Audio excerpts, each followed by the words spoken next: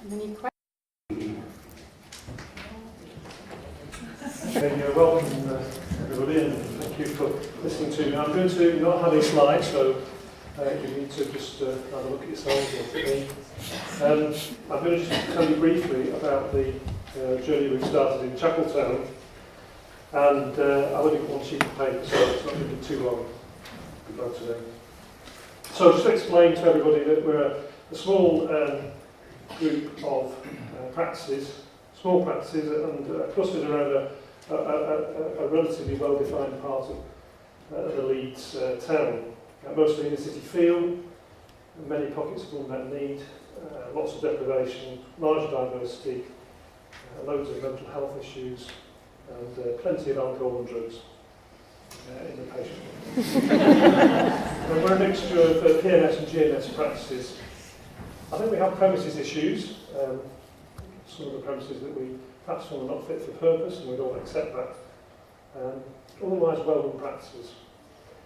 And we previously been very autonomous and self-contained, and we're just beginning to open up and talk to each other. I've been a GP in Chapeltown for 22 years now, and I think this is the first time I have regularly sat down with my colleagues around a locality table.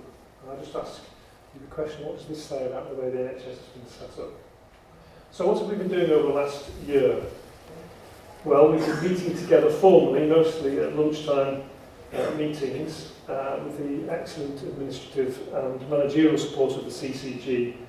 And I have to thank them for that, because I think that's been a significant factor in our success. Meetings open to GPs and practice managers, which feels about right at this present stage. We've been listening and learning from each other. We've been seeking to collaborate on the agenda, which we all know about, and especially the agenda that feels closer to home, and we've been sharing on several issues which are pertinent to the locality. We've been using the time to troubleshoot problems, to suggest solutions, and to negotiate with our stakeholders, such as NHS England, and look for joint working together to improve our efficiency. And then, of course, we've been planning what we're going to do next. So we've listened to the CCG, to NHS England, Public Health, and in fact also the third sector, in terms of opening up the meetings to these people. We've agreed to share and try stuff together. And we've also been brought together over some common ground in dealing with problems, such as a closure of a local practice, and of course working with alcohol addiction, for example.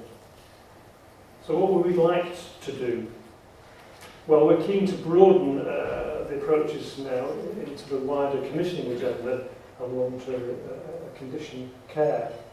And we recognise this is obviously going to take up time and resources. So again, I ask the question, where will this come from? We want to have a collective voice at the table and influence what happens at the top table, for example. But how do we set up our group to do that as a locality? We are looking at some of the shared learning that we can do and development. So we're planning to start these fairly soon, and the first clinical sessions have been planned around integrated care, HIV, and then we're also looking at using our time to help the admin staff on team building and call handling. And finally, we're asking ourselves how the individual practices manage such issues as improving access to and maintaining similar levels of care. And again, perhaps now a big question for us all is, how do we look at our present systems and set up and work on locality change through our shared functions and staff, as we've already heard.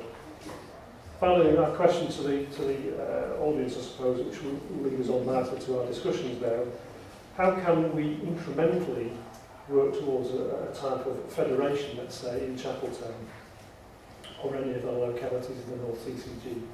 How quickly do we need to do this? And what's it going to look like? You've heard one example, of course, but what's it going to look like in our patch? And I suppose I'll finish off with something that's in the news recently. Are we going to hear, of course, from the head of the NHS and that he now likes small practices as units of delivery and be told not to merge, federate or collaborate.